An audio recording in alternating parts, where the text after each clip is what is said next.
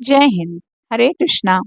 दोस्तों, सनातन धर्म के वेद ग्रंथों पुराणों ने मनुष्यों को जीवन जीने की अद्भुत कला सिखाई है। उन्होंने हर पथ पर मनुष्यों को एक नई सीख दी है, हर समस्या से उबरने का उपाय दिया है।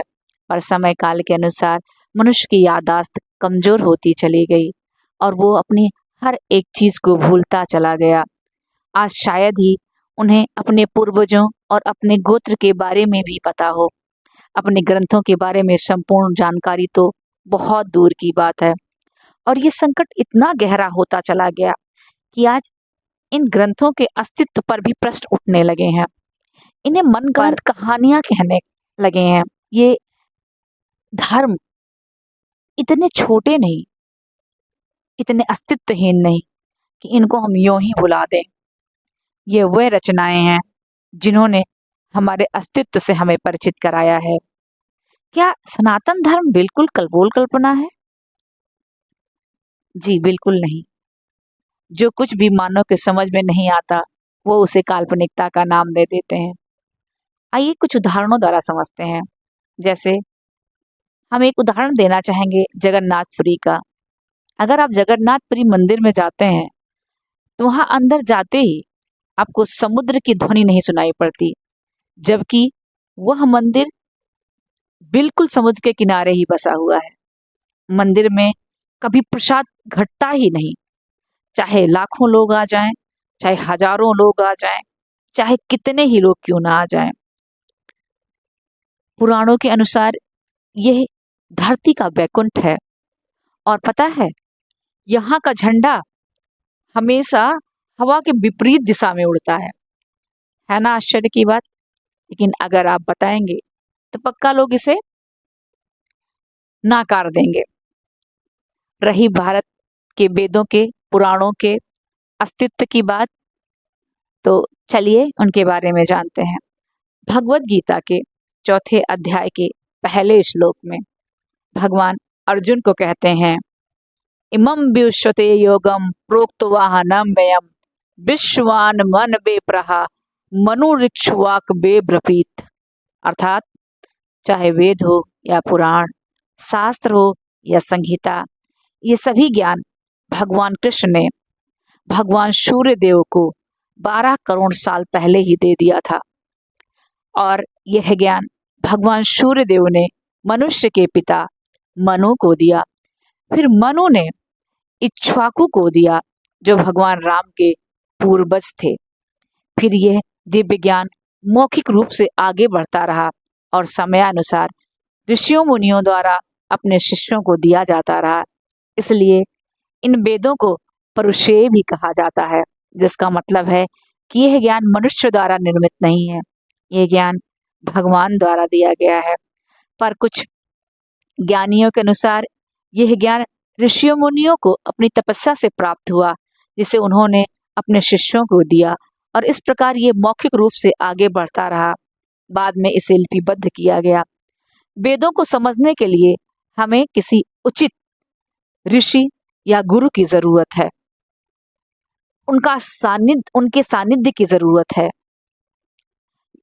ये वे लोग हों जिन्हें अपने इंद्रियों पर अच्छा सा नियंत्रण हो, जिन्होंने अपने इंद्रियों को जीता हो, वही हमें हमारे वेद का सार बता सकते हैं।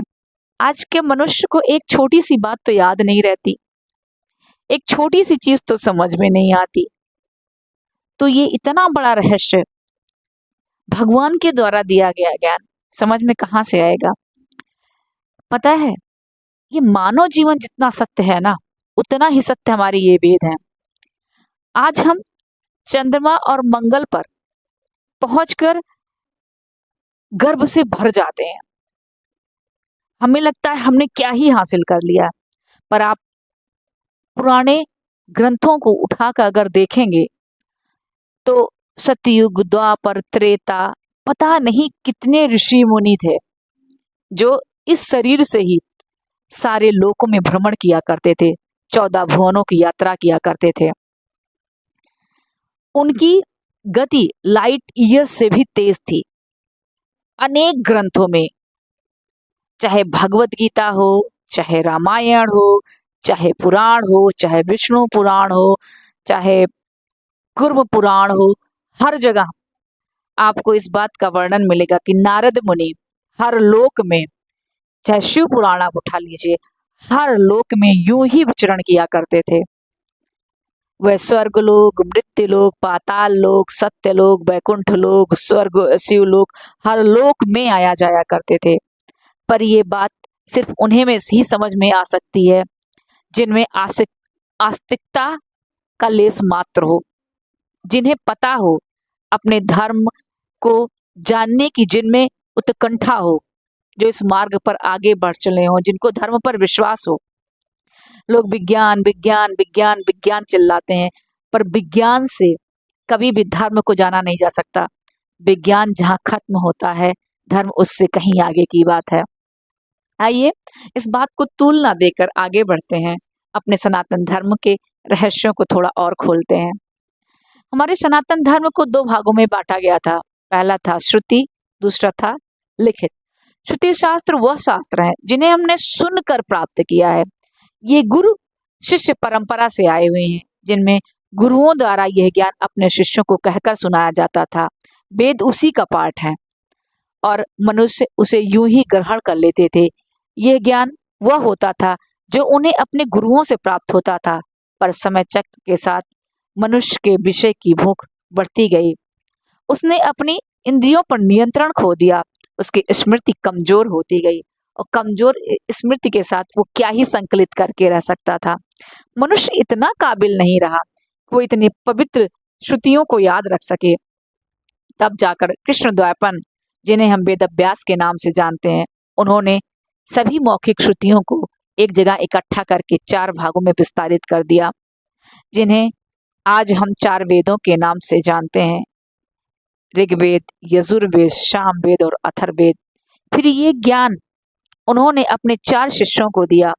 पहला ऋग्वेद का ज्ञान उन्होंने पहला ऋषि को, यजुर्वेद का ज्ञान वैशंपायन ऋषि को और सामवेद का ज्ञान जैमिनी को और अंत में अथर्ववेद का ज्ञान उन्होंने समातु ऋषि को दिया।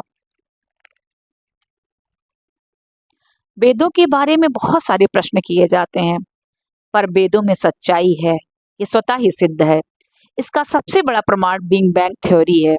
बिग बैंग थ्योरी और हमारे वेदों में बहुत सारी समानता है। बिग बैंग थ्योरी आए अभी कुछ दशक ही हुए हैं, जबकि सृष्टि के निर्माण का रहस्य लाखों साल पहले हमारे वेदों में लिख दिया गया था। ब्राह्मण की उत्पत्ति के बारे में जो बात अब कही जा रही है वो ऋग्वेद के 10वें मंडल में पुरुष सूक्त में स्पष्ट रूप से लिखी जा चुकी है। हम भारतीय वेदों का अध्ययन नहीं करते, उन्हें केवल असत्य साबित करने में लगे हुए हैं। वहीं पाश्चात्य देशों के लोग निकोला, हाइजेनबर्ग, न्यूटन, हब्बल जैसे वैज्ञानिकों ने वेदों को पढ़कर उनमें छिपे रहस्यों को डिकोड कर पता नहीं कितने आविष्कार कर लिए और बार बार इसके लिए हमारे वेदों की ही शरण लेते हैं। अब हम बहुत बड़ी बात नहीं करेंगे, आपको एक छोटा सा उदाहरण देंगे। गौतम बुद्ध का जन्म 500 ईसा पूर्व हुआ था, लगभग आज से 2500 साल पहले। और महात्मा बुद्ध के जन्म का वर्णन हमारे महाभारत ग्रंथ में भी मिलता है, जो आज से 310 से लेकर 1200 वर्ष ईसा पूर्व लिखा गया। विश्वविख्यात भारतीय गणितज्ञ एवं खगोलज्ञ बराह मिहिर के अनुसार महाभारत 2449 ईसा पूर्व लिखा हुआ था, लगभग आज से 5155 ईसा पूर्व। इनका वर्णन हमारे बहुत सारे पुराणों में मिलता है। हरिवंश पुराण में, ब्राह्मण पुराण के अध्याय 13 में, अग्नि पुराण के अध्याय 49 में, श्लोक 8 में, और महाभारत के शांति पर्व के अध्याय 348 के श्लोक 43 में। आज के लिए बस इतना ही। आशा है कि ये जानकारी आपको पसंद आई होगी। अगर पसंद आई तो प्लीज़ शेयर।